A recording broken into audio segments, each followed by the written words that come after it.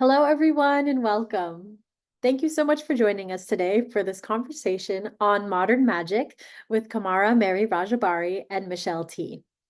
My name is Izzy Angus. I am the Public Events Manager for California Institute of Integral Studies, which is a nonprofit university in San Francisco. We're all gathered in this online space today. We're tuning in from all over the world to hear from our presenters, but we're all rooted in the land where we live and work and where we're located right now. We must honor those who came before us, the Indigenous stewards and continual caretakers of the lands that we call home. As a representative of CIIS, I want to honor and acknowledge the Ramaytush Ohlone people, who are the original peoples of the San Francisco Peninsula. CIIS's campus is currently located on the unceded ancestral lands of the Ramaytush Ohlone, or Yalamu, which is the Ramaytush word for both the people and the territory of the San Francisco Peninsula. If you're early in your journey and would like to learn more about Native lands, languages, territories, and support organizations that are local to your area, we recommend the website native-land.ca as a starting resource. Now, before we start, I want to go over a few general tips and troubleshooting items. We will have a Q&A after the conversation tonight, so please submit your questions at any time using our anonymous web form, which is linked in the event description below this video. Our presenters will pull questions from that form after the conversation, and we'll try to get to as many as we have time for. We do have automatically generated captions for this event, which you can toggle on and off using the closed captioning button in YouTube. Chat is enabled during this event, but please note that it is not being moderated and our presenters cannot see the chat. Chat is not required to fully experience this event. But if you choose to participate in chat, please be respectful and avoid language that could be offensive or insensitive to others. You can turn the chat off at any time, and we encourage you to do so if you find that it is negatively impacting your experience in any way. If you're having trouble with your audio or video, we always suggest that you first start by refreshing the page.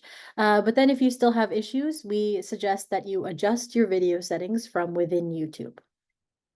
Now, let me first introduce our presenters, and then we'll get right to the conversation. Camara Meri Rajaberi is an arts-based, psychedelic-assisted ancestral psychotherapist based in Oakland, California, ancestral lands of the Chochenyo and Ohlone peoples, and Santa Fe, New Mexico, ancestral lands of the Pueblo and Tiwa people. Her practice specializes in anxiety, depression, and intergenerational trauma. She integrates non-ordinary states of consciousness with ancestral wisdom, ancient archetypes, dreams, and imagination. She is the co-author of the pivotal chapter, Invoking the Numinous, in the psychedelic textbook, Integral Psychedelic Therapy, and is a featured voice on NPR's Life Kit. Beyond therapy, Camara is a spiritualist, Afrofuturist, and artist. Michelle T. is the author or editor of over 20 books, most recently Modern Magic, Stories, Rituals, and Spells for Contemporary Witches. A longtime literary organizer whose cultural interventions include the Sister Spit Feminist Performance Tour and the international phenomenon Drag Queen Story Hour. She most recently started a small queer press, Dopamine Books, in collaboration with Semiotext. She teaches writing, witchcraft, and meditation. And now it is my absolute pleasure to turn it over to Camara and Michelle.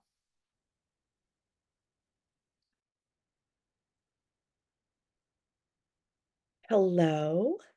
Hi, everybody. I think that we actually don't have Kamara right now. So I'm sorry to say that. I'm sure she'll be back. She is in New Mexico and there's a snowstorm. So she might be dealing with some weather stuff happening. In the meantime, what can I do here all by my lonesome? Well, I first just want to welcome everybody for being here, especially on such a really traumatic day. I know that this is a day that a lot of people have needed to call in sick to life, and I really I'm touched that anybody, for the folks that are listening live tonight, the day after the election, I just want to say that I'm with you. I've had a really weird day, as I'm sure you have as well. I've done multiple tarot readings. I've done more meditating than I normally do. And I got a massage where a lady put crystals all over my body. So I had the privilege to really, okay. Um, Sorry if it gets a little choppy. I'm just listening for any kind of any kind of tech instruction to see if Camara comes back, who Camara is so fantastic. And I'm really looking forward to talking to her. We had a little conversation on the phone and we talked about my practice and her history with hoodoo practices. And we have a lot to talk about today, especially. And I also just want to say that we know that these really awful forces of oppression have always been here in the United States, and the country was founded on, you know, for and by with, the most oppressive, violent, capitalistic, like anti-human um, sort of energies. So we know this. This isn't surprising, but it is still so disheartening and so frustrating. And let me see. Okay. I'm seeing, yeah. Anyway, I just want to say that, on the one hand, it's like, yes, we know this. And then on the other hand, it is always really painful to have to confront it in such a flagrant, huge display of all the bad stuff that we're constantly fighting against, resisting, organizing against. Um, we're back. Yes. Thank you, Michelle, for a little hiccup there. Took Oh us. my gosh. I know, Yeah. I know. The snow wanted to be recognized. Yeah, yeah. So and I heard you speaking a little bit in the background when I caught a little bit. You're kind of, you did allude to just what's happening now in this current moment while we are recording this. Yeah. And yeah, it's been a very surreal day, but I kind of want to back up a little bit and just ask you in general about this book, like Yeah. why now and who are you trying to reach even when you think about modern magic and just the the magic of this book. Yeah. Oh, yeah. Well, why now? I mean, for a while I was doing this podcast, Your Magic, and it was so much fun to Mhm. have to just have my practice be alive in this different way for me, where I was being called to like think about it and connect stories and really go back into my past and see the whole trajectory sort of how I've always, or for so long, how I've done this kind of magical working. And I think that when it went away, I really missed that. And I was like, I'm a writer. And so I was like, I think maybe I want to do almost like a book version of it, and keep telling these stories and creating spells. It's so enjoyable to me. And I feel like, the time is always right for a book like this. I loved finding spell books and stories, by people who were practitioners when I was young. And so they were so important to me, like the Modern Witches spell book. Like I was, and like Louisa Tish's Jambalaya was such a big book. And there's so many great occult books out there that the thought of putting one out into the mix, I'm like, yes, I want to do that. Yeah, Yeah. I really like the way that you even went through your history with this. I liked how you talked about your different identities going through maybe your goth phase, being born into a working class religious family. I aligned with a lot of that, being a feminist and activist, and also, your queer identity. It seems like there's this multitude of identities. How does being a witch support these identities of yours, or how has it even supported these? Yeah, right. I mean, well, what's so cool is that unlike other, there's so many other patriarchal spiritual traditions where you're having to check certain parts of yourself at the door, or having to kind of get into some sort of debate about your humanity because you are X, Y, and Z. And with these kind of practices, it's almost like the weirder you are, the better. Like the more unusual you are, the more yourself you are, the more grounded in everything that's unique about yourself, everything that you maybe had to fight to hold on to, like those are really valued in these traditions. So it's very supportive. I never feel like I have to, I don't know. It's like, after growing up, Catholic and having to like go to confession and just be kind of constantly sweeping through yourself for like, oh, how am I bad right now? How have I been bad? Or, it's like, oh gosh, it's so the opposite. It's like, what about myself do I want to celebrate? What about my life? The people around me do I want to celebrate? How do I want to protect them? How do I want to like lean into these ancient practices? How do I want to sort of innovate them to inspire myself and just sort of play with this energy? Yeah, I like that you at the beginning you kind of talk about how magic is kind of this deeply personal, yet it's aligned with the political. It's aligned with the spiritual, especially when it comes to anti-racism, it comes to feminism, when it comes to intersectionality. And given the recent election results, what role do you think there may be for resistance magic? What role do you think there might be for a counter narrative to what I imagine we've been experiencing, but now we're getting ready to experience in a Yeah. whole other new In a way? whole new way, up in our face again, just like big, Yeah. big reminders of things that like, yeah, of course we know, but we didn't maybe need to be thinking about it up in our faces every day like this. So I love resistance magic. It's in no way a substitute for all the other forms of resistance that are, putting your body out there, doing actual work with yourself, with your voice, with your body. But I feel like it's a really great support, first of all, for you. Like I took such comfort in my practice today.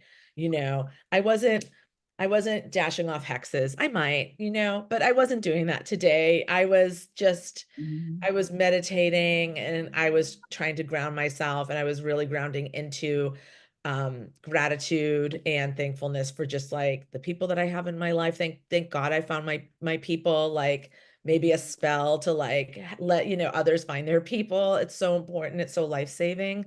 Um, but yeah, there is hex magic, and I'm personally for it in situations like this. I think when there's an energy that's truly destructive and is harming people, I think that, if you want to do work to bind that energy, you should do it. Does it really work?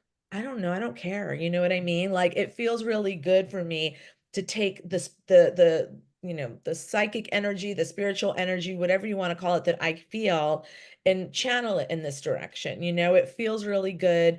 It feels empowering. I mean, it's really interesting how like, when you do practice these sort of like offbeat spiritual practices, there's so much more sort of justification. I'm not saying you're doing this at all, because I know these are your practices on in some level too, but I just think about everybody, all like the Christians that just sort of like hijacked the country, and I'm like, y'all have like the craziest belief system, and like we're just all supposed to just like honor it. It's your faith, you know what I mean? And I'm just like, I don't know. I love honoring the goddess. I love honoring just like, the Greek pantheon. Why not? Like the spirits of people whose shoulders I'm standing on, those chosen ancestors that actually made the world easier for me to live the kind of life I'm so privileged to lead right now as a writer, as a queer person, all of that stuff. So yeah, I just feel like whether you want to do magic that's sort of honoring that, and that you can draw strength from, that lets you go out and get through your day in this country that has just shown their worst to us, or whether you want to like throw some shade back at it through a hex. I just feel like, that's your call, and you get to do that, and whatever feels like the right empowering thing to do, and cross Yeah. your fingers that it's actually, changing a vibe out there on some numinous level. Yeah, and maybe that's always been why witches have always been a little bit dangerous to the rest of the community, because we're going to do what's called for in the moment. And I think about, I come from Southern roots and we have a magical practice called hoodoo. And in hoodoo, I think my whole general sense of hoodoo is like people did hoodoo to get a leg up. Like, if a bill needed to be paid, or you needed Mhm. your man back, or you needed your woman back, or, like you needed that job back, or maybe there was somebody who didn't treat you right. And so, those practices, they seem to even have resistance rooted in them. Like for people who never really had a lot of the power, these were the practices that could maybe make us feel more empowered. And so, magic and activism. How do you think right now people could even use it to address their anxieties or their fears around For what's anxieties or happening? fears to use magic, I mean, the way that I've been using it Mhm. is really, meditation's a really big part of my practice. So Okay. just sitting with it, Yeah. and almost offering it, making an Mhm. offering of the energy, the tumultuous energy that's like living inside your own body, making an offering of it so that like your body is almost the altar. So I was like sitting in front of my altar with all my anger and my sadness and my anxiety, and just, yeah, making an offering of it to a sort of benevolent divine energy that Yeah. can receive it, that can hold it, you know? Yeah. Um, I love doing these because when I'm doing something like that, I'm really interacting with the mystery of like, what the hell is this even? What are we? What are we? What is this, plane that we all exist on? Mhm. Nobody knows. I love reading science because it's just more and more evidence that like nobody really like knows. Like I love that the scientists are trying to figure it out and I can't wait. But like nobody just knows anything. Like nobody can say we're not in a computer simulation. So that actually says so much to me. I'm like, well, if it might be a computer simulation, it might be so many other things as well, I guess. So yeah, really connecting with that big mystery, because when things feel as unfair and unjust as life has felt today, Yeah. I need to just kind of touch something that is so much bigger than me, Yeah. that my sort of bafflement, it can just sort of merge with it and just be like, I guess, I don't have to understand, I mean, there's things I do need to understand. I need to understand how to, how to do what I can do out Right. in the world to try to, I don't know, I'm 53 though. I've been doing this for so long, and you're just like, how are we here? Yeah. You see elders all the time, like in the streets holding the signs with the like, I can't believe I'm still doing this shit. But Yeah. to just sort of like connect with grief, anxiety, all that stuff, and just offer it up. Yeah. Yeah. And I often think just how we can even use magic to create community even, and maybe this is what's happening. It's like I've been in conversations today, as you can imagine, with many different people, and I think one thing that's kind of been like the common understanding, or people are kind of pondering on, is maybe this had to happen so that we understand exactly what we're dealing with, like who we're dealing with. And maybe in other ways, politics has been kind of used as smoke and mirror for so long that we don't know, what is this person good? Is this person for our interest? Is this person, but maybe having someone just clearly say, I'm not for your interest. I'm not for a queer community. I'm not for feminism. I mean, when you think about it in terms of community resilience, how do you think this practice could assist in that, in building community and strengthening communities? I mean, I think that anything that brings people together in a way that is like really heart-centered, right? In the Mhm. way that like I think magical practices like these are, whether that heart is just yearning for, for community, or the heart is angry, or the heart is, wants love. I feel like they're so deep, they're really, it's a really deep way to connect with other people.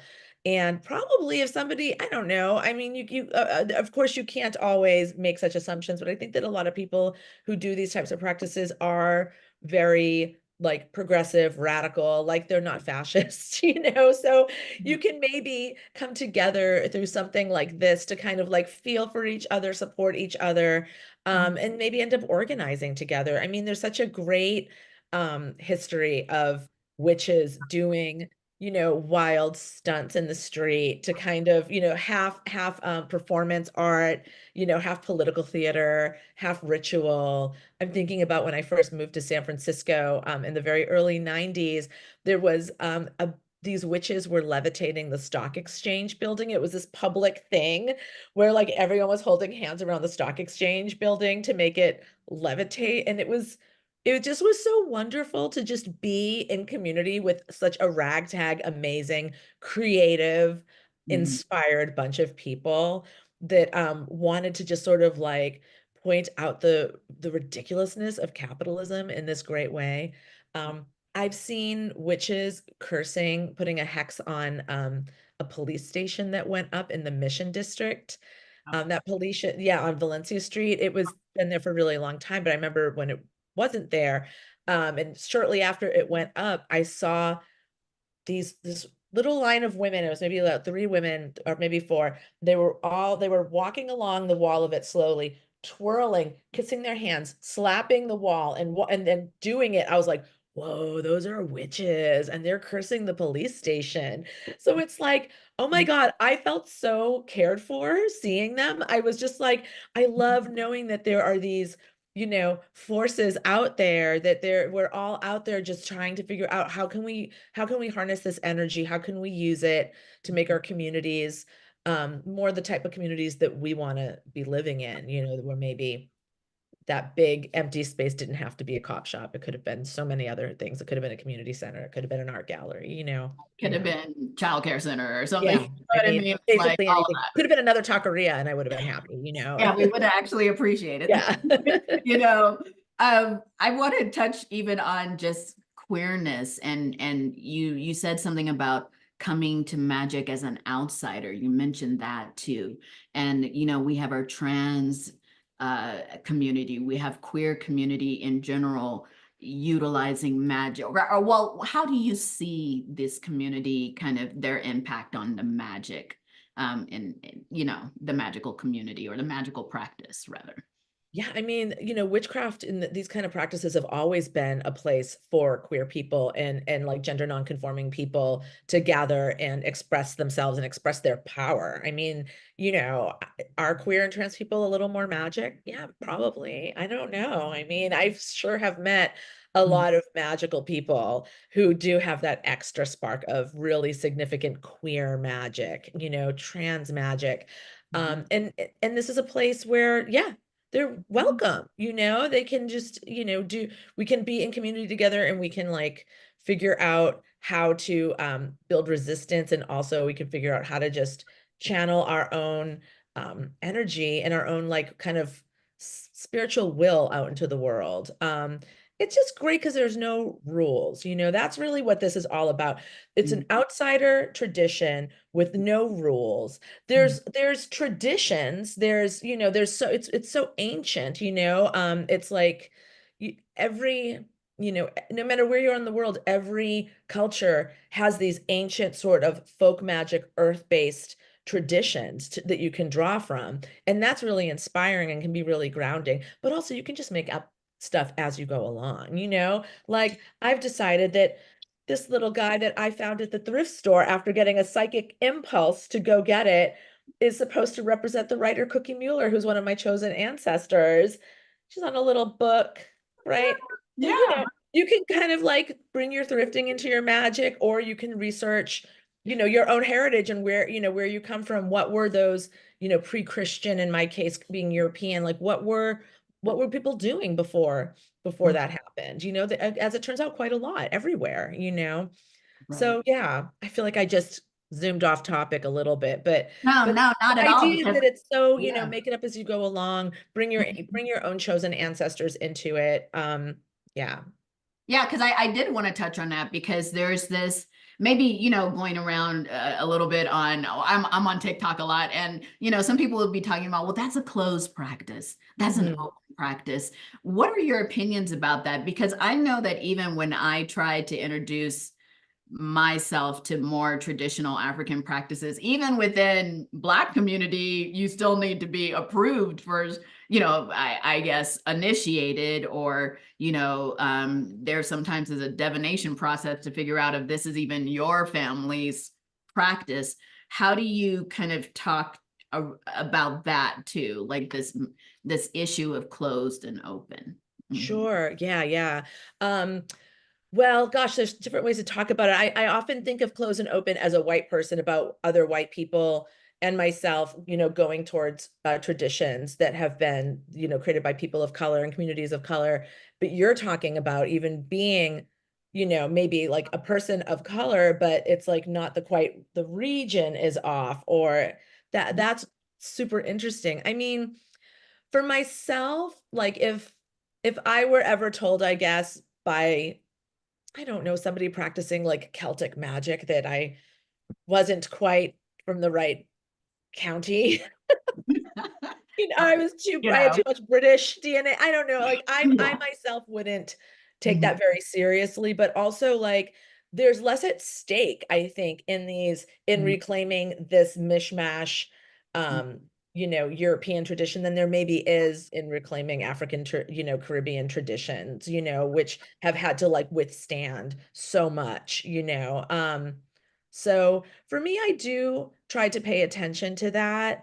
Um, and, if something is open, I just try to tread sort of, really respectfully. I mean, you can't, and just to know that like I'm a visitor in this tradition, and to just be like really grateful for it. I've been doing a lot of work with like Tantra, which is from India, with this and the Maha Yoga tradition. And, it's not super comfortable for me as a white person who has a really strong anti-racist philosophy and ethics, to be like, oh, how dare I go over here? Because white people just historically just act like they can go anywhere, and they do go everywhere with horrible consequences. So sometimes it even feels like, even if the tradition is open, which it is, this tradition is open, it's uncomfortable. But I'm just trying to lean into the discomfort because it's an incredibly powerful tradition that has so much knowledge and wisdom about, talk about, like earlier I was talking about, quantum scientists trying to figure out what we are. I mean, you have these yogis who for millennia have been knowing who we are, right? And figuring out technologies, through meditations, to be able to touch that and to feel that information. So it's really tricky. But sometimes just the thought of only doing, saluting the four directions for the rest of my life is like not necessarily going to help me get closer to like touching God, which is really, I think, what I'm in this for in the long run, the God in myself, the goddess in everybody else in the universe. Yeah. I'd like that you even talk about just in terms of the feminine, and kind of shifting over to like how you were taught, you were taught growing up, from Catholic religion, that Mary was this virgin. And then somehow she transitioned, even for you, Mary the goddess. I really loved that transition that you talk about. And even just talking about being a crone, which I think in this kind of Western culture, where we're so focused on being young forever. I mean, you talk about being in your 50s, I'm in my 50s too. And it's like this whole pull, like I can't be on any kind of social media without seeing ads of women pulling at their face. And I'm all like, is this what elderhood is supposed to look like? And there's something about this magic. It has a place for being an elder. It has a place for being this crone, this grandmother. And you told this beautiful story about your grandmother taking you to, what was it? It was a tea room. It was like a Tea tea room. meeting. It was called a Yeah. tea room, but it wasn't like just for drinking tea. It was for getting your tea leaves read by a psychic. Yeah. Yeah. And do you feel like that was one of your first introductions to magic? And I Yeah. love how the grandmothers do this, because I had like not a same kind of memory, but I remember when I was young, my grandmother pulling open a drawer and saying, and showing me all these different objects. And it was weird because they were all objects that had something to do with either one of her children getting in trouble or something. And I wondered about it. I mean, I wish I could ask her now, were these to protect people? But it's just interesting how our grandmothers even, traditionally introduced us, to magic and some form of magic. And maybe I just want to ask you, what's that about? Like this, maybe we could talk about being a crone or growing into a crone.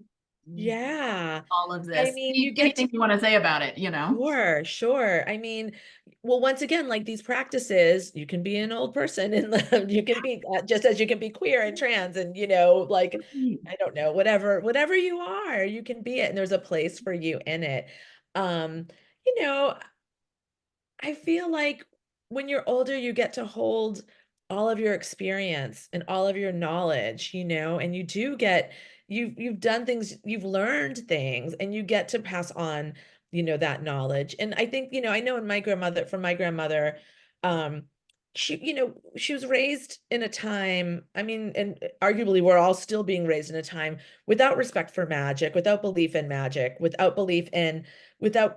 looking, it's very patriarchal, and it's very like logic, science. And it's like, yes, of course, logic and science. We saw that get threatened even, recently, and it could happen again.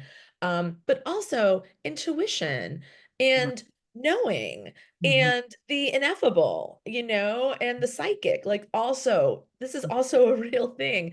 And I feel like in the absence of a structure that affirms that and supports that, what we get is like superstition, right?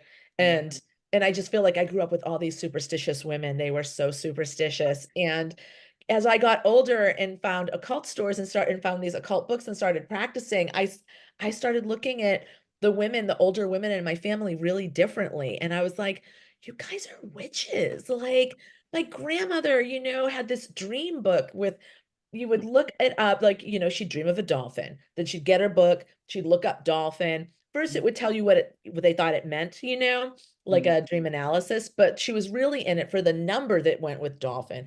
And then she'd take the number to work, and then the bookie would come by, the numbers runner would come by, and she'd give him her $3, and the number, that came from her dream, and she'd win. And it just turned into this whole thing, like when she passed, I inherited her dream book, which is so, I know it's amazing. It's coverless, it's exploded, there's notes, it's like so cool. But yeah, even her taking me to the tea room, it was in Boston, and we lived in a little city right outside Boston, very close. But that said, like everyone in Chelsea, where I was from, was like really freaked out by Boston. It was a lot of like just like lousy white people who was afraid of a city, She knew about this place. I don't understand how. She was not a particularly brave person. She wasn't particularly adventurous. She actually suffered from pretty severe mental illness, anxiety stuff that never got diagnosed properly because of the times. But she knew how to go to this, she knew how to bring me to this place and then be like, it's just for fun. Don't tell anybody about it. We're not, but obviously, like, if she just wanted kicks, like we could have gone bowling, like she brought me here. So yeah, it's so interesting how this this innate magic, I think, that so many people, and especially women, queer, trans people, carry in our bodies, like a different way of knowing, and in spite of it being poo-pooed and oppressed and not nurtured, it's still there. It still makes itself known to us. And these practices are just a way to honor that side of this human life, that there is this whole other side to being a human, which is we have all of this really weird connectivity with the unseen and the unknown. Yeah. And I love that you talk about your grandmother's dream book, because I did want to know about just, how are you using dreams? I'm so fascinated by dreams. I mean, I've even come to a point where I think there's a waking dream, which we're in right now talking to each other. And then there's Yeah. this like sleeping dream where you sleep, you know, and maybe I read in some books there's not a difference between those worlds. We're just, you know, there's not one world that's more legitimate than the other. Like maybe in Yes. a waking dream, we're seeing some of the same symbols. And really, to be honest with you, I feel like I'm working a whole nother job in my dream life. And I'm all like, who are these people? And why do I feel like I'm always on assignment? What am I doing? Oh So my God. I love the dream world, and talk about just how could people use that with their magic? Because that's another way of knowing. I feel like, you know, there's so many different kinds of dreams, prophetic dreams, you know, like where people are coming to you after they die, or Yeah. dreams that you're just feeling like, wow, this is trying to tell me something about my everyday life. So Yes. Yeah, yeah. definitely. Mhm. Um, I think that it's really great to keep a dream journal. I think that's the first step really in doing any kind of dream work, because Mhm. it's so frustrating how quickly they dissipate. So for me, I think, you sleep with a notebook open on your bed with your pen ready to go. It's ready to go. And when you wake up, before you do anything, Yeah. you don't jump out of bed and go, I'm going to record my dreams. You stay lying down. You think, okay, what was I dreaming? And then you kind of roll over. You really try to stay in the dream, sleepy state as much as you can. And Mhm. like even keeping your eyes closed and just whatever, just write across, try to keep it legible, but write down whatever you remember. And it's really hard in those moments where you're still half asleep. I have noticed that my mind will try to talk me out of different details. Like it'll be like, oh, that's not a thing. You don't have to write that down. And believe me, it ends up being a thing. It's like the wildest, weirdest shit that later you're like, how was my brain saying that didn't mean anything? So you can't trust your brain. You have to write down every single detail. And then when you've exhausted everything, you can't remember anymore, you sort of very gently roll over into another position that you sleep in, and Mhm. then it will shake more details of your dream loose and write it down. Um, I think you can use dreams for whatever you want. If you need to solve a problem in your life, you can ask your dream to bring you, solutions, pathways. If Mhm. there's something you want to know more about, like an essence of a deity or something like that, you can ask. I did that once and I had the best dream.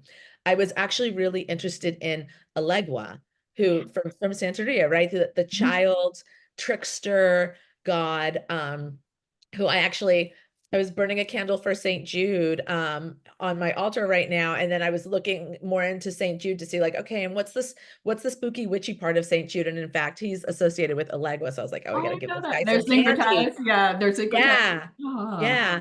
So, Mhm. but I did this. I was going to sleep and I was like, I'd like to understand more about the essence and the nature of Elegua in my dream. So I made an offering. I went to sleep. The dream is so vivid, and I had it when I was in my 20s, and I still remember. But in my dream, I was walking through the Mission in San Francisco, and there was like a big festival happening, sort of like Carnival. And in the middle of the street was set up a boxing ring. And I was like, oh, cool, what's this? I want to watch this. And I was holding a pack of gum, and it's my favorite gum. It was like Rainbow, those like multicolored gum balls. I used to be wild about this gum when I was like a teenager. I would like buy like a million packages of it, have it in all my bags, so I always had some. I was like obsessed with it. In my dream, I had some, and this guy came up to me, and he wanted to have a piece of my gum. And he was a short, stocky guy. He was a little pockmarked. He was Latino, and he I was like, yeah, here, take here, have a piece. And he goes, my gum. And I was like, oh, haha, I know it's really good, right? Okay, just take a piece and give it back. And he was like, no, it's my gum. And I was like, no, man, that's my favorite gum. I want my gum back. And he's like, my gum, bye. And he just like left and walked into the crowd. And I looked down in my arms and they were filled with roses, like Wow. more than I could carry. I was like, oh my God. And then I woke up and I was like, God, it's a little on the nose, but I'll take it. Like that was a beautiful dream. He was just so cute. This guy was so cute. He was so like, he had such a like a mischievous sort of Mm-hmm. like thing going on. Like he was so friendly. He was so like, I don't know. I just like he walked right up and I was like wanted to give him some gum. I mean, I didn't want him to keep it. But I've yeah. heard that about Allegua, you know, in terms of offerings, you would give candy, you know, maybe I think I've heard pennies maybe, but candy is one of, you know, his favorite things. So that's such a beautiful It dream. was so I, beautiful. I treasure it. I treasure Mhm. it. So yeah, you can do these things. You know, I have a friend who lost someone very close to him, very young, and they are currently having a whole dream relationship where, you know, he had a dream. It all started where he had a dream and he just was like, "Where are you? I can't find you." And she's just like, dude, she was all like very like, dude, my body, I don't have a body anymore, but we can hang out here, you know? And now they do very regularly. And I've had Mhm. some really amazing dreams of people who've passed that do end up feeling like visitations more than a dream, you know? I would say the same. Every time someone, you know, in my family has died, I've dreamt about them just like the next day. And it's usually some kind of just small message, you know, and Yeah. um, you know, I do a lot of ancestral work and it's just like it's a way to connect with your ancestors, you know, if you're in touch with your dreams. Yeah. Um, I really just I love that as a practice. And I wonder collectively if we all shared our dreams, if there's just some kind of string, you know, like Right. if there's I mean, something. don't you wonder who are these people in your dreams, right? Like sometimes you just Mhm. have interactions with people and you're like, this is Yes. such a person. That Right, person's right, right. out there somewhere. Like what? Yeah. And I find with certain dreams, you can tell when it's an energy, like it's not just regular people. It does, you know, I don't know. It does something in my dream where it's like, focus. This is a spirit. And I'm all like, oh, in the dream, I can feel myself kind of go, oh, okay. I'm actually talking to someone who wants to interact with me. So I love that this practice of dreams. What Yeah. else do you want to share with like beginner, what we call baby witches, even like, you know, people who are just like, okay, what is this world? Because I do believe there's more and more people interested in what some folks call the occult or, you Yeah. know, and magic. Like, how do you suggest people even get started? I mean, yeah, they can get your book for sure, but And there's other books out there too. And you can go, I would say, yeah, go to an occult store, or, you know, if you don't happen to have one in your neighborhood, go to like, you know, an occult website and Yeah. see what's there and just see what speaks to you. You know, if something feels like it's not your vibe, maybe it's not. You know, there are definitely a lot of practices and practitioners that do feel kind of gatekeepy. And, you know, if you like something that's like super ritualistic and ceremonial like that, I mean, that does seem really sexy, so go for it. But I just have never found my way into those places. So I've always been just a solo practitioner. And it's fine to be that. There's so many I've met in my time, so many other solo practitioners, you know. So it's okay to kind of experiment at home and do the things that feel interesting to you. I would say the first thing to do is put an altar together. And you know, the way that I did that is I definitely draw from tradition with having like the 4 or 5 elements represented. So water, fire, earth, air. And then the fifth is spirit, or it can be like you, the goddess, whatever you like.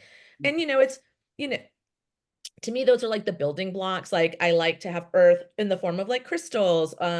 Water can just be water, you know, and something that's cute. Fire is a candle. Air is I like to use like incense or something that's smoking for that. But also feathers that you find on the street if you're not grossed out by them. I'm not. I'm one of those people that's always like picking up feathers off the Me street. too. Me too. I'm always like, is this sanitary? You know. Yeah.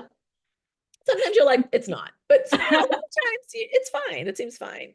Right, right. So yeah, and then you can also put, especially for that fifth element of spirit, like what is Mhm. spirit to you? You know, is it something that looks like this? You know, or is it a religious statue? Is it a drawing? Is it a flower? Love having fresh flowers on my altar. I'm trying to be more on top of that. And then you know, there are so many books, or there's things online that like if there's something you want to manifest, you know, a spell, Mhm.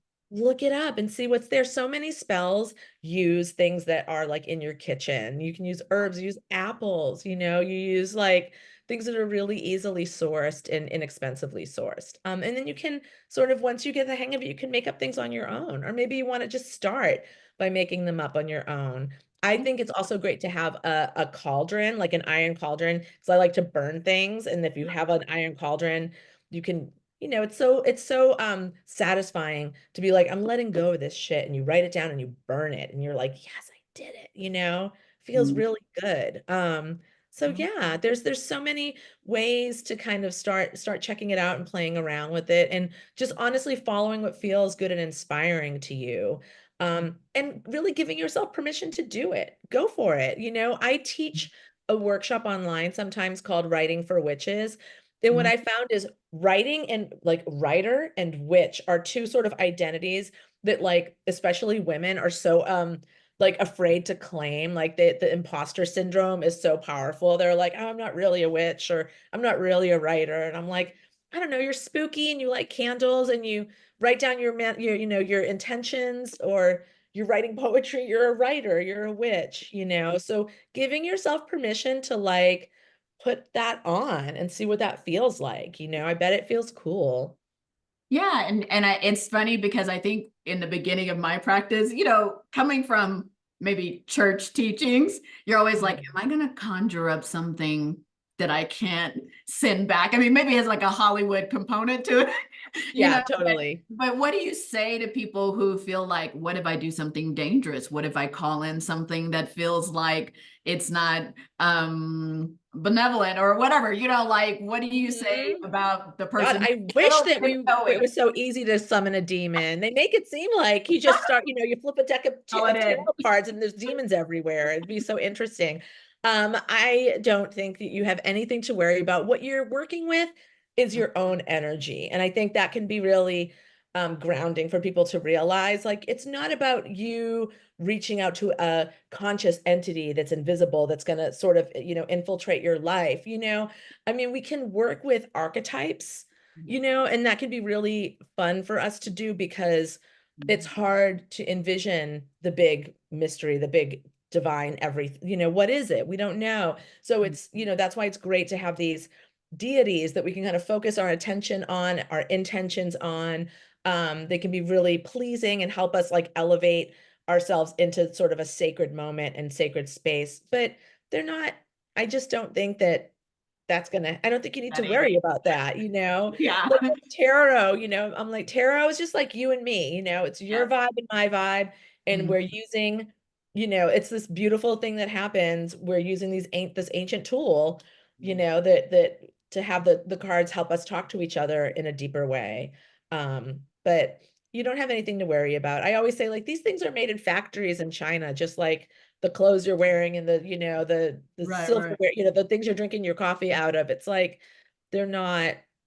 You have to imbue it with your energy, right? And Yes. like, and if that's maybe a big part of it is your energy, your intention.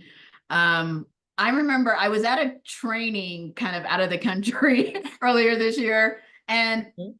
one of the trainers, he said he decided that, it was largely a European group that was in the training. I mean, I was one of the few outsiders, but they wanted to do kind of like this ritual to give some honor to their early ancestors who were lost, to witch burnings and things like that. And you do talk a little bit about that in the book as well. And one of the people who was at that training was from Sweden that I met. And he told me that his community even did like a theater group started to do a memorializing of, women. They've like searched out their names and they're really doing some, ancestral work with the lost women who were labeled witches. They could have been midwives or herbalists.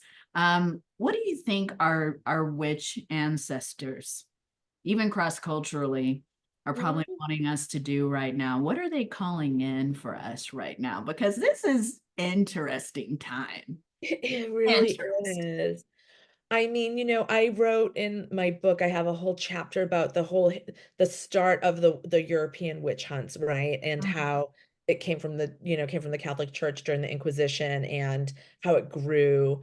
And it was really this one guy who like and you just read about, he wrote this book called the Malleus Maleficarum, the Hammer of the Witches. And it's sort of the text of like, this is what a witch is, this is what they do, this is why they're bad, and this is how we got to handle them. And it's very evil. I mean, talk about a demon. I mean, it's a very evil text. And the things that he says witches do are just so nutty. I mean, it's actually really funny sometimes, but you're like, oh, it's a wild read. But reading it, I'm like, oh, these are the same forces. I mean, if you do believe in, it makes you believe in reincarnation, because you're like, oh my God, here they are again, saying differently insane things that are so damaging and hurtful to kind of the most interesting people on the planet, right?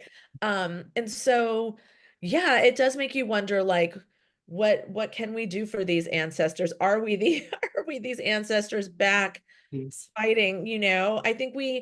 I think we do them a great service by doing these practices and being very out about what they are, and telling the truth about them, in the face of all these lies that have been told. I think honoring um, sort of what the stakes were for so many sort of misfit people throughout time on this plane, on planet Earth, it's always been really rough for people who did not fall in line with whatever that dominant culture happened to be. Um, and we can only imagine that, yeah, these people who fell out sometimes they were really poor.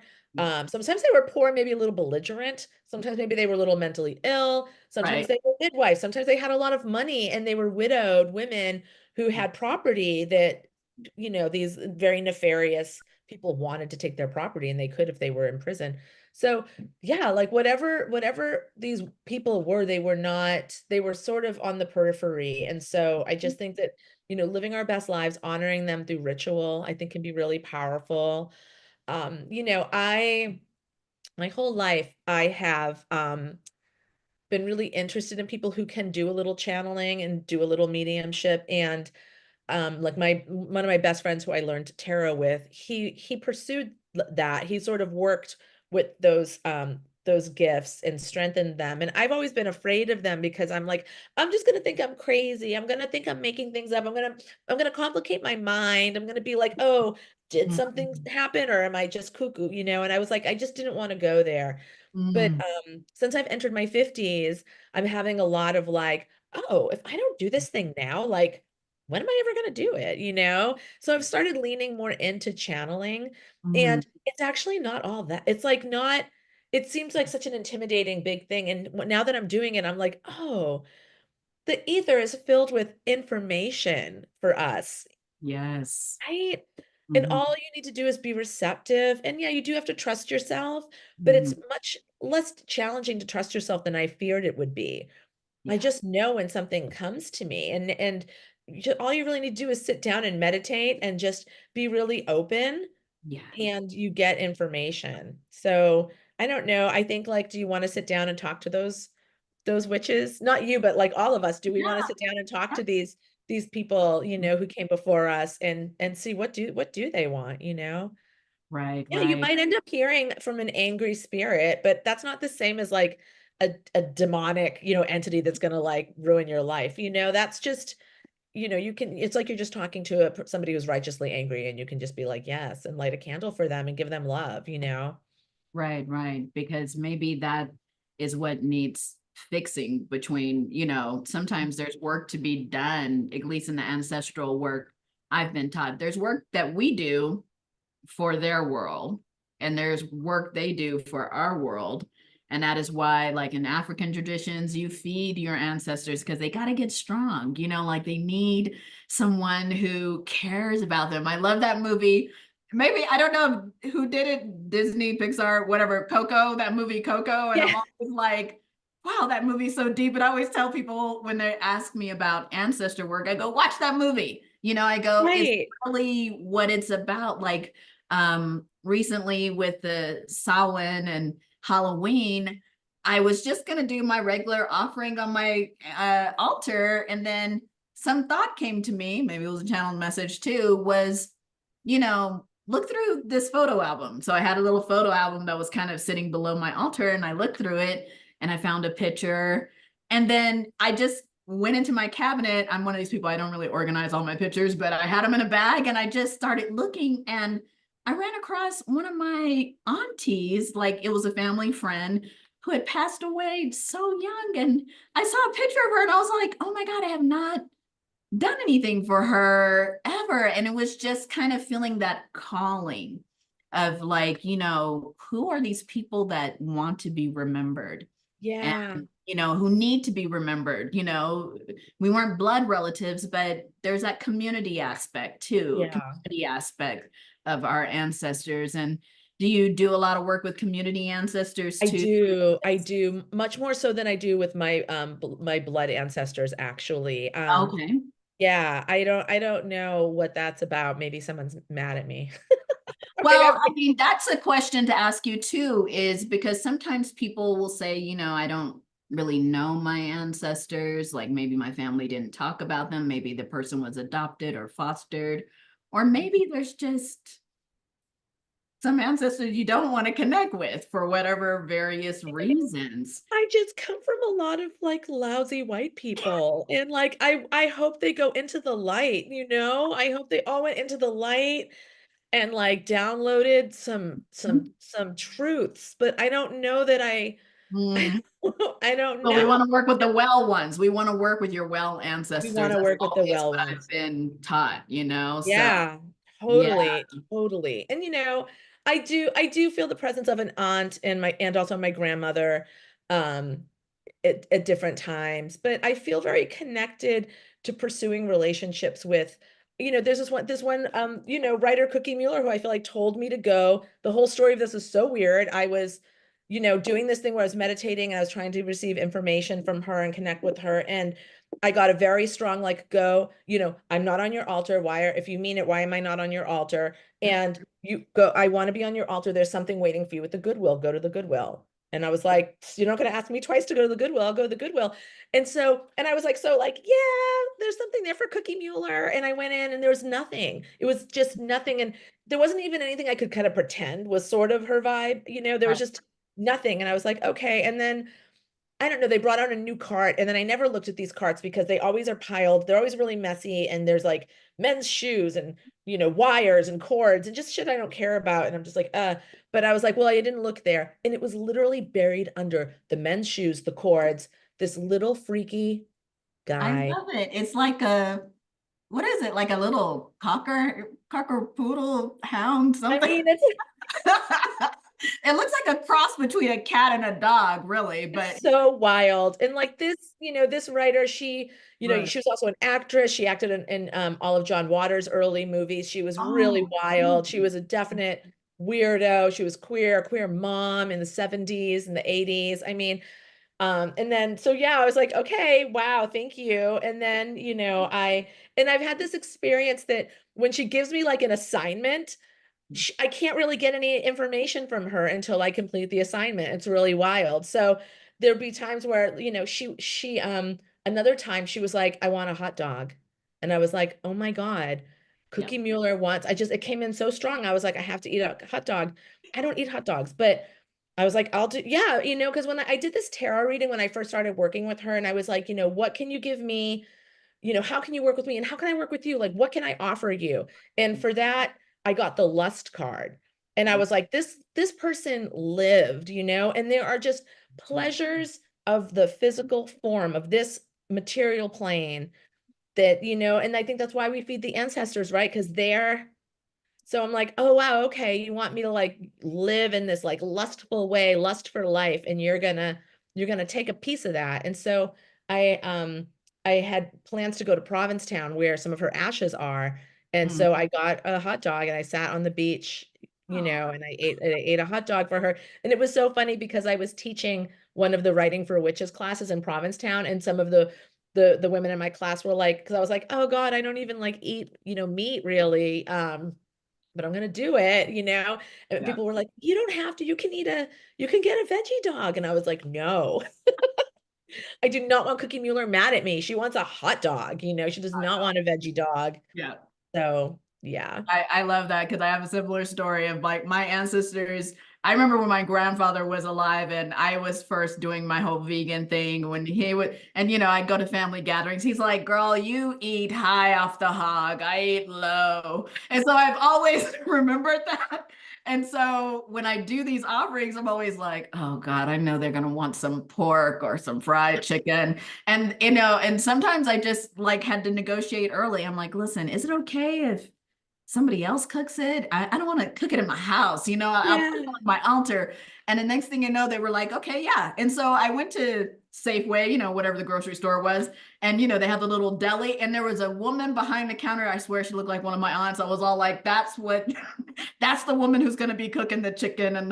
Yes. And I feel like you can do these things for your ancestors. You don't, you know, there's always good conversations. These are not, it's not a hierarchical relationship, right? It's just Right. like, I need these things. I would Yeah. like these things. Can you get it for me? And you're kind of like with them too. You're like, it would be nice if you could help me out with this. It's not a worshiping or anything like that. It's a relationship. Yeah. So I love Yeah. that you talk about this hot dog. I don't think I would have been able to do it. I would still be doubled over. I, yeah, I mean, I'm not a full vegetarian by any means, but a hot dog is, I try not It is to, next level. It's it's next next level. I try not to eat mammals, so I'm just, it was definitely, but I also felt like I was having, I don't know, it felt level. like the right thing to do. And again, you're touching that mystery and you're just like, okay, Yeah. And I love how this relationship starts to happen. It sounds yeah, like me even, too. and that's the magic of it too, is that we're not only just living in this mundane world, we get to utilize our intuition. We get to utilize our wisdom and own inner authority, I think sometimes. So in these last 10 minutes, is there anything that we just haven't talked about because you have some practices in the book, you have some spells, you have some things. Is there anything in there that you really want people to try in there that you think would be interesting? I wrote a divination kind Mm, of practice into it that I kind of had done once, but I was riffing on it. So what had happened was I'd gone to a party. I'd followed my favorite writer who was, years and years older than me, was in town doing a reading, and I sort of finagled an invitation to their birthday party. So I went, and it was all these, I didn't know anybody, and it was all ththese queers who were, decades older than me. And I thought they were so cool. And I didn't know what to do. And I wanted to talk to them and I wanted to impress them, but I felt like I couldn't find my in. The house we were at, the woman who lived there had a child. And so I went around, I grabbed an empty potato chip bowl that had potato chips in it. And I just started collecting all the kids' toys. And I started doing these weird divinations for people and walking up and being like, pick one, and just riffing, just like getting the vibe off of what they picked. And mhm, so inspired by that, I wrote a little, it's not a spell, it's like a practice, a divination practice where you have a tote bag that's filled with all these little things. And I mhm, really put it to work recently. I did an event for the book at this really cute little queer wine bar in LA. And I just went up to people and I was just like, "Okay, do you want to do this? All right." And they would I had them pick three. And then it was almost just like a 3-card reading, like getting the energy of the objects and linking them to tell a little story. And it worked. Like people were like, oh my God. So, it really affirmed my belief that anything, tarot is so ready-made for divination, obviously, but anything, you can use mhm. anything to do divination. You just have to assign the properties to the objects, right? So, I yeah. love that. I love that. I'm going to try to practice that It was one. I love really it. I fun. mean, Yeah. I mean, my God, I'm just looking behind you at your really cool I have bookshelf. like all Just his like, little my knickknacks on there with my books. And it yeah, was funny like a because leaf, a seashell, the a evil eye. I mean, seashell, all of these a things, little you could just, candle.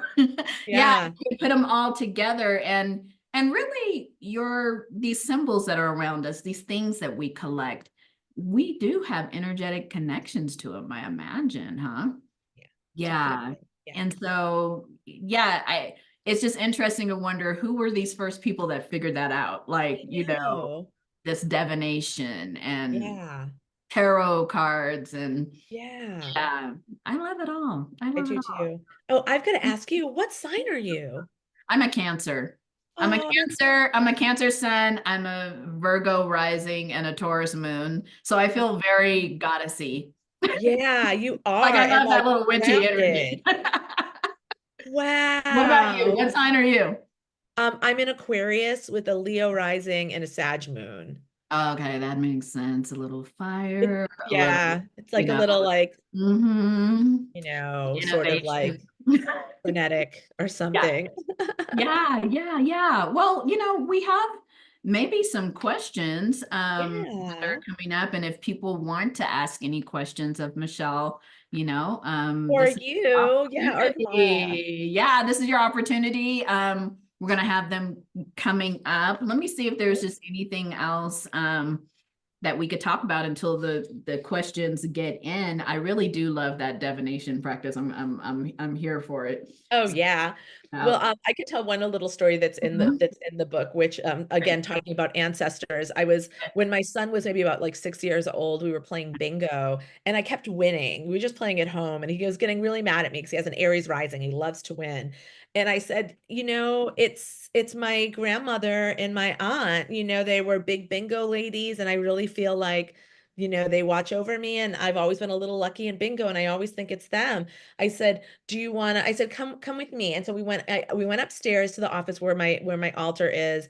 And I, lit my candles. I got my altar going and I was like, what can you offer them? Why don't you make an offering to your great grandmother and your great great aunt Ella and ask them if they will help you in bingo? And he did this wacky dance. It was so cute. He just did this wacky dance. I was so impressed by it. I would have helped him win the game if I was that spirit. And so I was like, oh my God, thank you.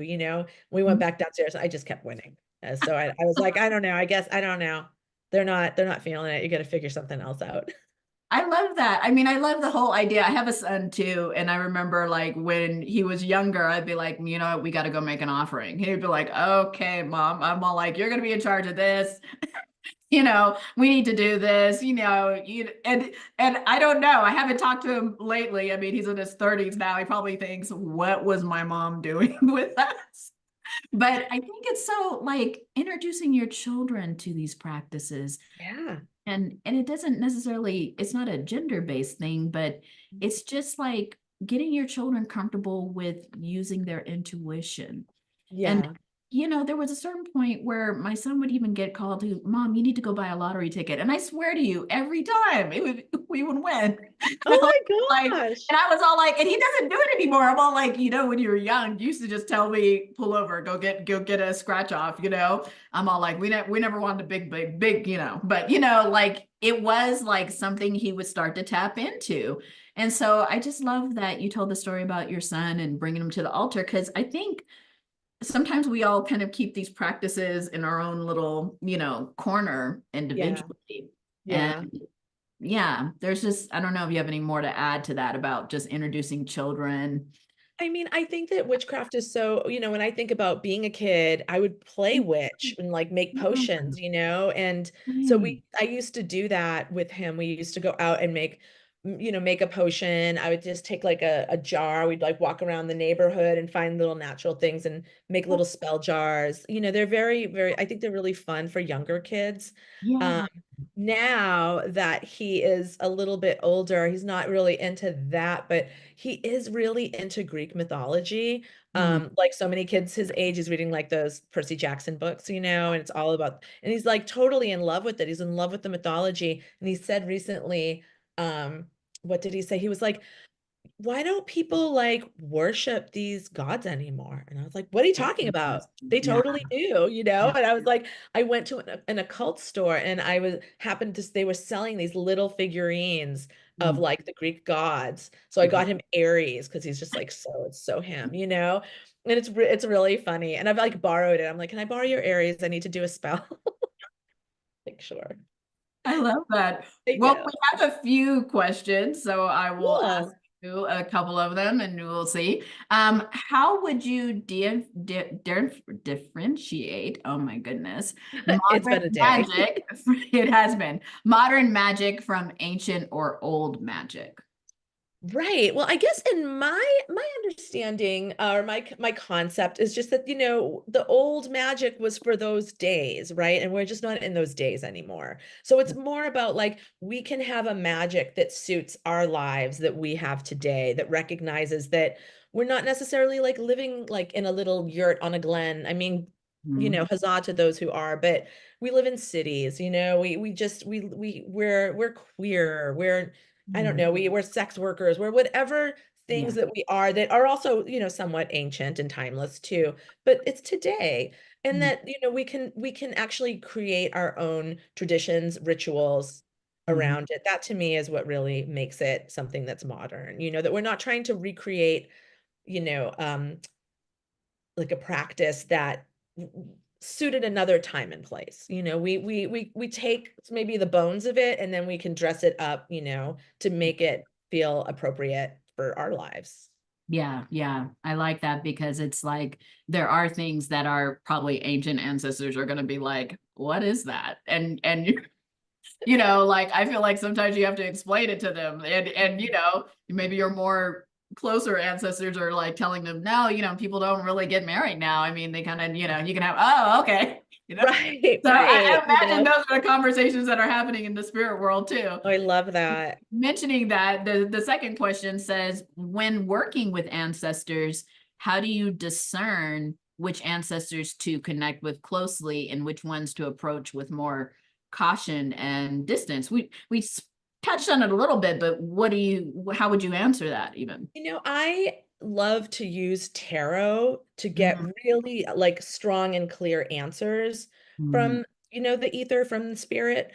So, what I did was I have it in my book. I kind of just created a little talking to your ancestors, tarot reading, which is just like the greeting. What's the greeting? What's the energy of the greeting, Mhm. Um, and when I first did it with Cookie Mueller, it was a little bitchy. It was a little sort of like I just got this feeling that like, oh, a lot of people love her and love her memory. And I'm probably not the only, writer reaching out to her. So she was just like, wait, what is this? And Mhm. so I wasn't sure that we would keep working together, but it actually has solidified. But you can, you know, trust your gut. If you're just like, oh, I don't like that person's, if you think about sitting Mhm. down and trying to kind of psychically bond with them, does it inspire you or does it make you feel a little apprehensive? You can maybe trust that. Mhm. And you can get more information through tarot if you use tarot. I really recommend that. And like I said, I have a spread that I created in my book, but you can also create your own spread. Like, what would you like to know from them? You just decide, okay, I'm gonna pick a card to find out this, gonna pick a card to find out that, and then you get some information. I like that a lot. And one of my old teachers even said you could just call in the ancestors who sit at the feet of spirit or whatever you call the larger deity, and that kind of maybe it does help people self-select. I don't know if it does, but it's just like, Yeah. yeah, you're Oh, calling in yeah. people who are ready to work with you, the energies that are ready to work with you. So I love all of that because you're going to have to attune to it, right? Like you Yeah. said. So another question. In your view, what aspects of the witch community or the magical practice are currently underrepresented? And additionally, how might male identified folks engage with magic beyond the traditional patriarchal frameworks? I like that. Yeah. I love that. I love a man witch. And it is such a femme energy heavy practice, but of course there's always room for male practitioners, always, always, always. Um, and how might you? I mean, to go beyond the traditional patriarchal frameworks, I mean, I think that's really important. Just that you're asking those questions, Yeah. when you're looking at practices, when you're looking at maybe, I don't know if you are a solo practitioner, but if you are practicing in community, looking at the community dynamics, like are there like sort of some patriarchal hangover practices kind of or energies that you can dispel? Mhm. Um, you can ask. I mean, you know, I like saying the goddess a lot because I'm femme and I just I love femme vibes. But again, whatever is out there is so beyond our concepts, right? So it's not like you need to pledge yourself to the goddess per se, but this idea, of man and woman and all this other crap, it's not what's happening out there, right? So Yeah. why don't you try like pledging yourself or devoting yourself to like what's beyond, what's beyond these sort of super gendered kind of frameworks that we're stuck with down here, and see if that can kind of like lead you to places that are interesting. What's underrepresented? I don't know. I mean, surely, freaky ex-goth weirdo witches that are white ladies like myself are probably very overrepresented. So maybe everything that's like not that, we could always have more. We could always have more of that, more trans witches, more witches of color. Yeah. Always, yeah. More mom witches. Yeah, I love mom that we witches. got into that for a second. I'm like, yeah, mom Yeah, witches. mom Yeah. witches, maybe some Parent dad witches. witches, Yeah. dad witches or parent Yeah.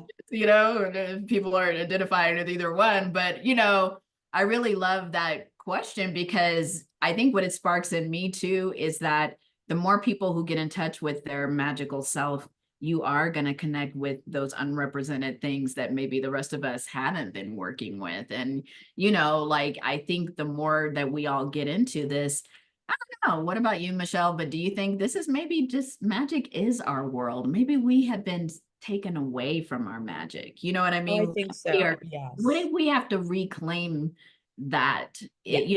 Like it's not something we need to learn. It's probably living within us. A So, million percent. I mean, that's really the core of my belief, is that we are magic, we are divine.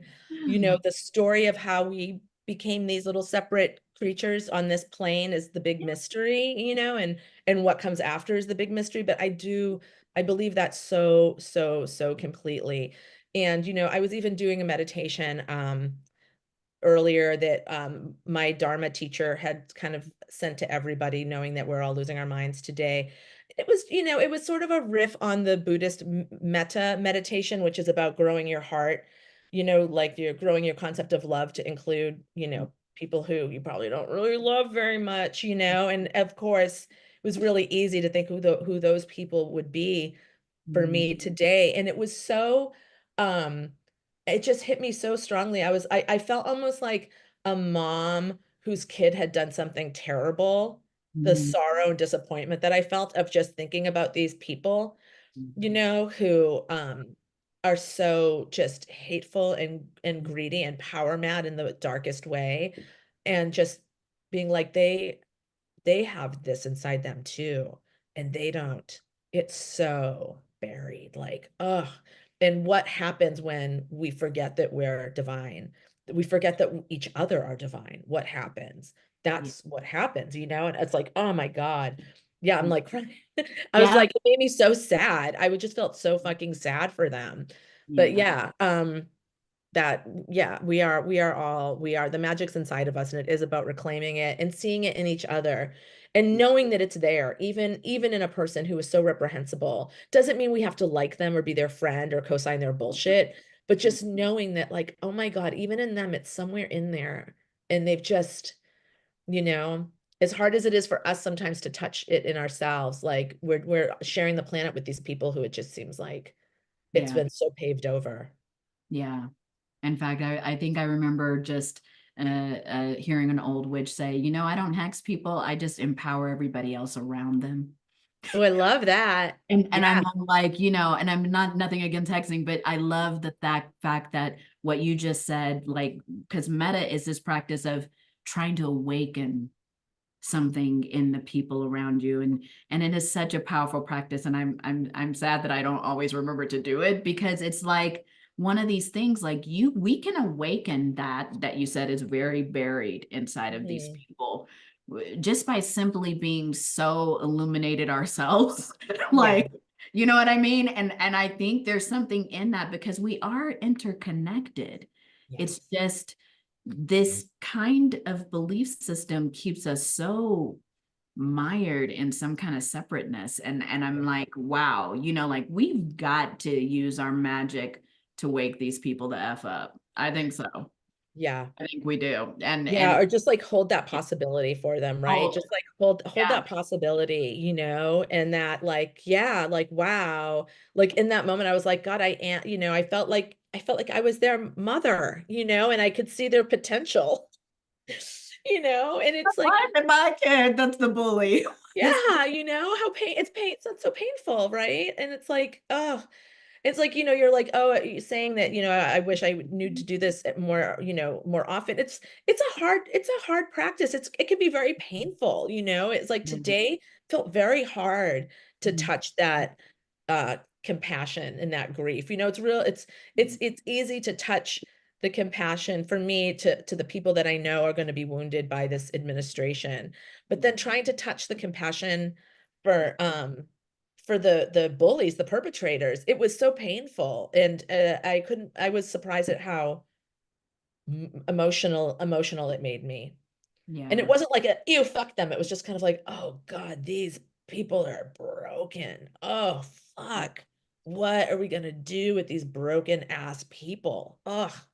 And you touched on it with the grief, because I think that's a feeling we all have to get in touch with. There's a lot of loss and grief here. And it's like, yeah, let's go to the next question. Okay. John, a question from John. Thank you, John. Do you think that one of the signs you are a witch is when you think of something or someone out of the blue, and then all of a sudden you come across that object or that particular person or they call you or you run into them? Yeah. How Yeah, definitely. It's like you've got a strong intuition, you've got a strong sixth sense, and you can lean into that. You can play with that. You can see where that takes you. But yeah, it's so fun. I love that. I would get like the stupidest psychic impulses. Like I remember once I was walking to work, I worked at a bookstore, and I was very close with one of my coworkers. We had been like girlfriends for a minute, and I was like, Laura's gonna stop brushing her teeth at work today. Like, who cares? You know what I mean? And then she's like, oh, I'm gonna go on break. I'm gonna go to Walgreens and get a toothbrush so I can start brushing my teeth at work. And I was like, yep, I love that. yeah. So, And but it kind of randomly comes up. It's never like, these are your lotto numbers. It's more of like, I know. I remember going to a party, and there was a man there. He was magical, and he looked at me and he was like, "You should go get a top hat and put it in your car, because Baron Samadi wants to protect you from parking tickets." And I looked at him and I said, "Okay," and I totally forgot about it. And then that same day, I got a parking ticket, and I was like, "Dang!" And I ran to Party Central and I got myself a little hat.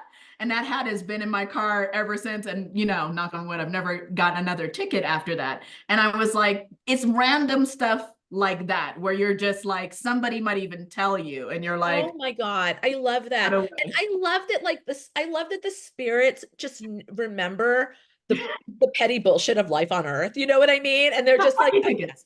you don't need that. You don't need that shit. That can ruin your day. Like, no, we gotta, yeah. Oh my God. Like, That's listen to me incredible. about that. Yeah.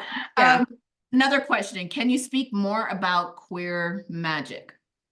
Sure. Well, I just think, when you're queer, you've already had to spend a portion of your life making it up as you go along, right? Because the playbooks that exist for relationships and even just like progressing through like the milestones of life and growing up and stuff, a lot of those just aren't really available to us, or we don't really believe in them. They really weren't created for us. We have to create so much of our world that it makes sense that we would create our spirituality and our spiritual practices and pull from the past. There's always been queer people, and that these practices, they were, you know, thousands, hundreds of thousands of people were murdered for doing these kind of practices. Like obviously they were a threat to the patriarchal powers, and I believe that they still have some of that threat kind of in them, and that can be really helpful for queers, for protecting us, for making us brave, helping us channel bravery when we need to channel bravery.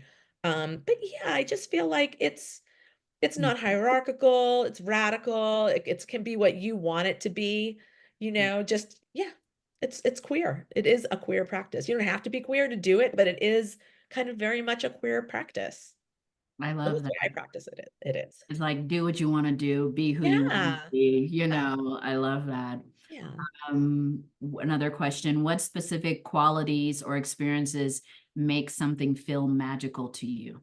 Oh, what a nice question. I mean, something feels magical to me, I guess, when I feel a bit of a shift into like away from my daily state, which is probably busy, anxious, distracted, but when suddenly if something kind of opens up Yeah. and I'm moved, right? And maybe I've moved myself by doing a ritual or a meditation, or maybe I'm out in the world and suddenly I'm with a person, place, or thing that is moving me. It has this different quality and it makes time feel a little different sometimes. Or there's a sense of something being really uncanny, of like just what the other person was talking about when something happens and it seems like you knew it beforehand. All those things feel magical. I mean, sometimes there are certain people that just being around them light you up in a particular way. They bring some sort of aspect of yourself online, and those to me always feel like really magical people to be around, because it's like they let you learn more about yourself, and about the world. So I think you know it when you feel it. Yeah. But those are the kind of things that feel like it to me. Oh, it was a beautiful question because I think it is kind of more of a feeling, huh? And Mhm. I don't know, the synchronicities too. Yeah, yeah. A Uh, lot of performance and art can move me in that way. That just feels like it's hitting that place in my soul or my spirit. mm, yeah. Hmm. Another question, last question is from Roque, maybe. I'm sorry if I'm Okay. pronouncing your name wrong.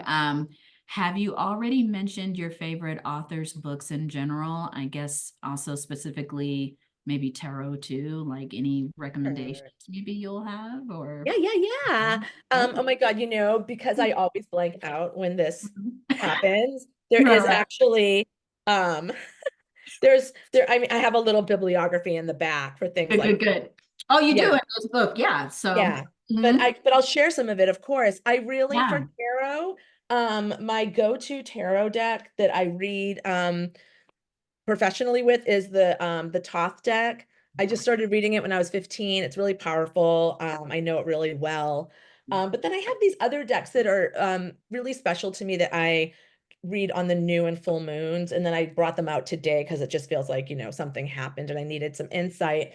So Yeah. one of those is it's the She-Wolf Tarot by Devaney Amber Wolf, I believe is her name, the designer. Oh, yeah, It's really beautiful. cool. It has elements of the Thoth deck.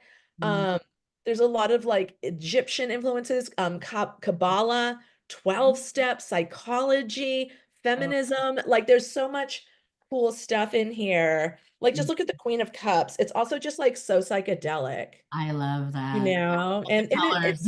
it's Yeah. this giant vagina. I just love it. There's a lot of, skinny, pretty naked ladies. So, I wish there was a little more body diversity, but there's other kinds of, there's other diversity in it. And I just think it's a really good deck. And then there's this other deck, the Secret Dakini Oracle. It's about, it's based in Tantra Oh, and tantric philosophies. And there's a crone for you right cool. I there. love that crone. She's Spinning the illusion of the world that we're living in. Oh my God. yes, I love Yes. And then that. there's this, Ganesh, the Lord of Obstacles, and the Yeah. Hindu pantheon. Yeah. So those are some of my favorites, but gosh, there's no end to I love tarot. all Uh, these indie decks now. Like there's just people creating them and it's like a beautiful discovery. Every time you see a deck, it's like, wow. yeah. It's Yeah. like I actually like feel dread now when I walk into a place and I see there's tarot decks. I'm just like, fuck, because I have so many, but there's always another cool one. There is, and I'm always like, which one is that? Sometimes I screen capture and then I go look it up on Google Images. I'm all, Uh, don't do that because you will find the deck. But I think, yeah, it's so beautiful. And what about books? I mean, anything that you kind Brie of Luna, who's the Hood Witch, has a new book out. Go to the Hood oh, Witch online. She is mhm, a cool witch, and her site is there's so much there. um, I wish I knew the name of her new book. I'm sorry that I don't, but I know that, Briluna, Briluna. So you can check her out.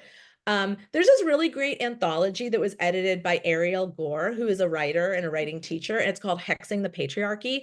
And it's not just hexes, but it's filled with just all kinds of anti-patriarchal, overtly feminist magic. And it was an anthology. She just asked people to like, what do you do? So it's just like this real cool mix. It's a fun read and it's really inspiring. So that's a really fun book. Oh my gosh, I'm like, what's on my cluttered desk? This is like kind of this could use a glow up. This book, it's a little old, but it's called New Moon Astrology, and I'm writing it down. it got me hooked on my new moon ritual, which is, it's always growing, but at the very least on the new moon I write out intentions, and so it lists a bunch of sample intentions that really resonate with each new moon astrologically. And some of them are a little corny, but a lot of them, or almost all of them, you can tweak and make it feel more relevant to you. But yeah, it's really helpful for building a new moon practice, which I love my new moon practice. Yeah, we didn't even touch on working with the moon phases, but I know. that's like your practice as well, huh? Yeah. It's so easy. It's such an easy one. It kind of keeps you sort of synced up with the earth and with the moon, which is, so powerful, really powerful. And then also sort of like metaphysical, so like metaphorical and metaphysical. So yeah. Well, Michelle, I'm sure we could talk all night because I love witchy people.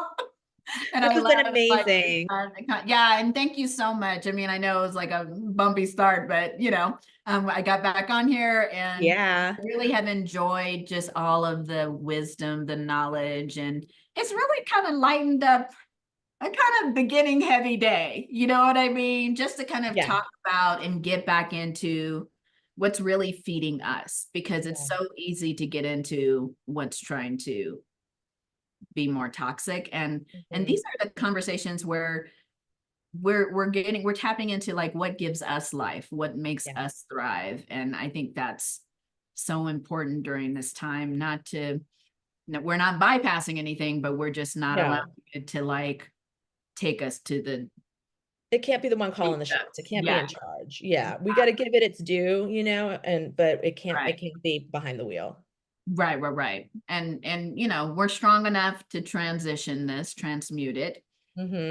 So I'm looking forward to those collaborations with you and everyone else. So it was so cool and inspiring to be in conversation with you. Thank you so much. Thank you so much. And I think that is it. We are going to wrap it up now. And I hope that you all get Michelle's book. This is just an awesome book. So check it out. All right. Thank you, everybody. Have a great night. All right.